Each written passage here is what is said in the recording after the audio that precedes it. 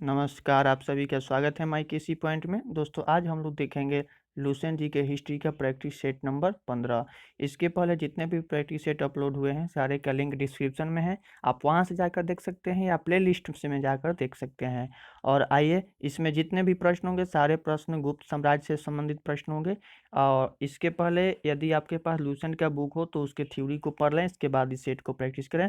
आपके exam point of view से काफ़ी महत्वपूर्ण है। तो आइए, गुप्त साम्राज्य का प्रथम प्रश्न देखते हैं कि गुप्त वंश का संस्थापक कौन था। तो गुप्त वंश का जो संस्थापक था वो श्रीगुप्त था।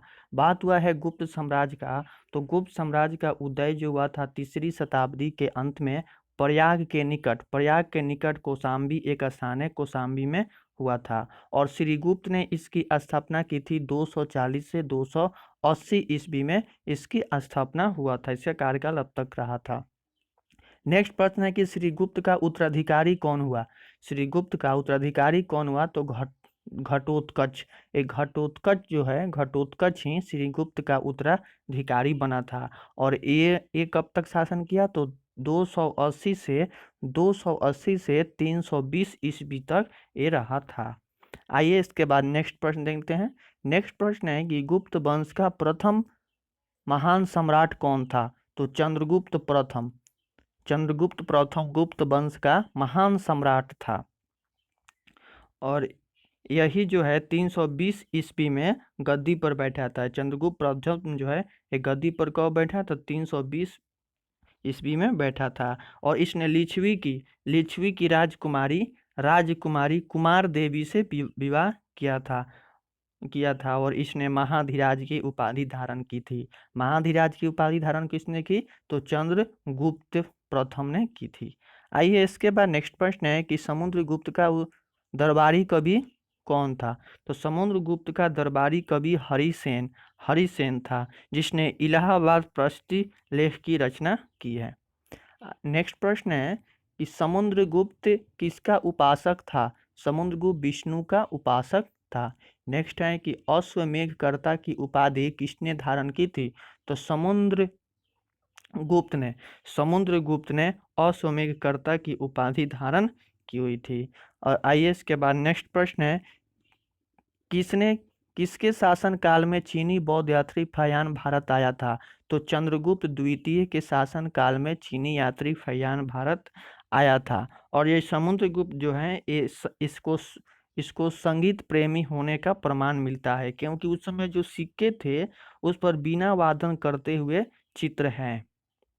इससे मालूम चलता है कि समुद्रगुप्त जो था वह संगीत प्रेमी था।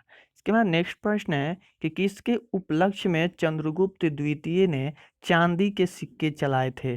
तो शकों पर विजय, जब शकों पर जीत हासिल कर ली अर्थात शकों पर विजय उपलब्ध कर ली, तो शकों पर विजय के उपलक्ष्य में ही उसने चांदी के सिक्के चलाए थे। किसने, तो चंद्रगुप्त द्वितीय ने।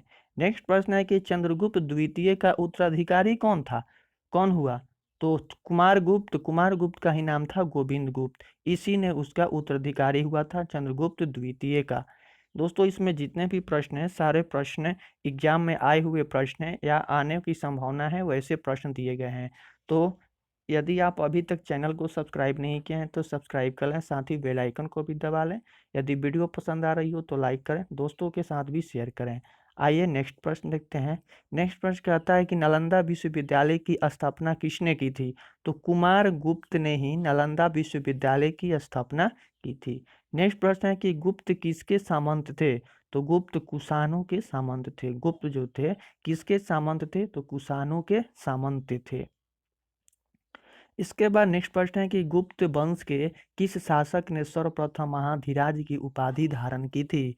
चंद्रगुप्त प्रथम ने ही सबसे पहले महाधीराज की उपाधि धारण की थी। इसके बाद नेक्स्ट प्रश्न है कि गुप्त शासन के दौरान वह कौन व्यक्ति था जो एक महान खगोल विज्ञानी एवं गणितज्ञ था।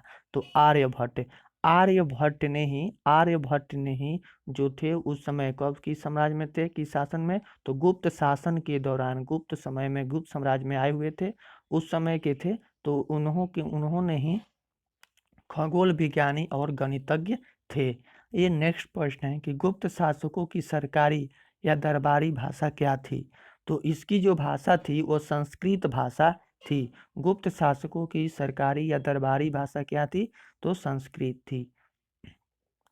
इसके बाद नेक्स्ट प्रश्न है कि इतिहासकार बी.ए. सीमथ ने अब किसकी विजयों से प्रभावित होकर उसे भारत का नेपोलियन कहकर पुकारा? तो समुद्रगुप्त को। इस समुद्रगुप्त की विजय से प्रभावित होकर इन्होंने नेपोलियन कहकर पुकारा था। इसको भारत का नेपोलियन कहा जाता है कि इसको समुद्रगुप्त। कभी कभी प्रश्न ऐसे भी पूछा जाता है कि भारत का नेपोलियन किसे कहते हैं? तो समुद्रगुप्त इसका सही आंसर है। और समुद्रगुप्त भारत का नेपोलियन पहले किसने कहा? तो इतिहासकार बी.ए. सीमथ के द्वारा पहली बार किया गया था। नेक्स्ट प्रश्न है कि कुमारगुप्त प्रथम का उत्तराधिकारी कौन हुआ? तो कुमारगुप्त प्रथम का उत्तराधिकारी स्कंदगुप्त हुआ था। इसके बाद नेक्स्ट प्रश्न है कि स्कंदगुप्त ने किसे सौराष्ट्र का गवर्नर नियुक्त किया था? तो पर्णदत्त को ही स्कंदगुप्त ने सौराष्ट्र का गवर्नर नियुक्त कर लिया था। इसके बाद नेक्स्ट प्रश्न, गुप्त वंश का वह राजा कौन था जिसने हुनों को भारत पर आक्रमण करने से रोका था? तो ये था स्कंदगुप्त। स्कंदगुप्त ने ही गुप्त वंश का शासक था और इसी ने ही हुनों को भारत पर आक्रमण करने से रोक लगाई थी। इसके बाद नेक्स्ट प्रश्न कहता है कि गुप्त राजवंश किस लिए प्रसिद्ध था? तो गुप्त राजवंश कला एवं स्थापत्य से प्रसिद्ध था। इसके बाद नेक्स्ट प्रश्न है कि अजंता कलाकृतियां किससे संबंधित हैं? तो गुप्त काल से संबंधित हैं अजंता कलाकृतियां। नेक्स्ट प्रश्न है, कुछ विद्वानों के अनुसार कवि कालिदास किसके राजकवि थे? तो चंद्रगुप्त द्वितीय के राजकवि थे। चंद्रगुप्त द्वितीय जो है था वह विक्रमादित्य की उपाधि धारण की हुई थी। इसके बाद नेक्स्ट प्रश्न है, अजंता चित्रकारी का विषय वस्तु किससे संबंधित है? तो बौद्ध धर्म से संबंधित है अजंता चित्रकारी का विषय। इसके बाद नेक्स्ट प्रश्न है, उत्तर गुप्त युग में जो विश्वविद्यालय प्रसिद्ध हुआ था वह कौन सा था? तो वह नालंदा विश्वविद्यालय ही था जो उत्तर गुप्त युग में प्रसिद्ध हुआ था। तो बात आता है नालंदा विश्वविद्यालय की स्थापना किसने करवाया था? तो कुमारगुप्त के द्वारा गया था। इसके बाद नेक्स्ट प्रश्न है कि एरल अभिलेख का संबंध किस शासक से है? तो एरल अभिलेख का संबंध जो है वह भानुगुप्त से है। इसके बाद नेक्स्ट प्रश्न है, भारतीय संस्कृति का स्वर्ण युग था गुप्त काल। भारतीय संस्कृति का स्वर्ण युग कौन था? गुप्त काल था। नेक्स्ट प्रश्न है कि फहियान कहाँ का निवासी था? तो फहियान चीन का निवासी था, वह चीन का निवासी था। इसके बाद नेक्स्ट प्रश्न है, सेतु बंध का रचनाकार प्रवरसेन द्वितीय किस वंश का शासक था? तो वाकाटक का ये शासक था। नेक्स्ट प्रश्न है, किस गुप्तकालीन शासक को कविराज कहा गया है? तो समुद्रगुप्त को ही एक कविराज कहा गया है जो कि गुप्तकालीन शासक था। इसके बाद नेक्स्ट प्रश्न है, स्कंदगुप्त को किस स्तंभ लेख में स्क्रोपम कहा गया है? तो कहोम स्तंभ लेख में इसको स्कोपम कहा गया है। इसके बाद नेक्स्ट प्रश्न है कि श्रीलंका के राजा मेघवर्मन ने किस स्थान पर भगवान बुद्ध का मंदिर बनवाने के लिए समुद्रगुप्त से अनुमति मांगी थी? तो बोध गया में मंदिर बनवाने के लिए ही अनुमति मांगी थी। किससे? समुद्रगुप्त से अनुमति मांगी थी। किसने मांगी थी? तो श्रीलंका के राजा था मेघवर्मन ने अनुमति मांगी थी। इसके बाद नेक्स्ट प्रश्न है कि मंदिर निर्माण कला का जन्म सर्वप्रथम कब हुआ?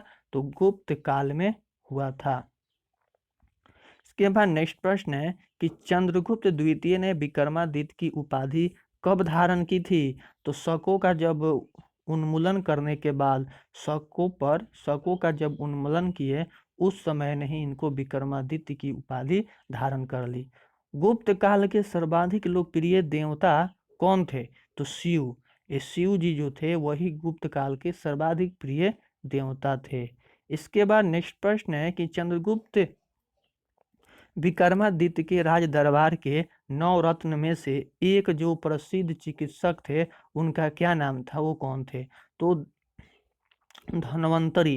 ये धन्वंतरी ही थे जो एक बहुत अच्छे चिकित्सक थे। चंद्रगुप्त विक्रमादित्य के राज दरबार के 9 रत्न, अर्थात 9 रत्न 9 ऐसे व्यक्ति थे कि बहुत अच्छे थे, उसमें से एक यह भी थे धन्वंतरी, जो कि उनके दरबार का प्रसिद्ध चिकित्सक थे। इसके बाद नेक्स्ट प्रश्न है कि गुप्तकालीन शासन प्रणाली किस प्रकार की थी? तो राजतंत्रात्मक गुप्तकालीन शासक थी। इसके बाद नेक्स्ट प्रश्न है कि अमरकोश के लेखक अमर सिंह किस शासक के दरबार से जुड़े थे? तो चंद्रगुप्त द्वितीय के दरबार से जुड़े हुए थे। इसके बाद नेक्स्ट प्रश्न है कि प्रयागप्रस्ती अभिलेख का लेखन का हरिसेन किस शासक का दरबारी कवि था?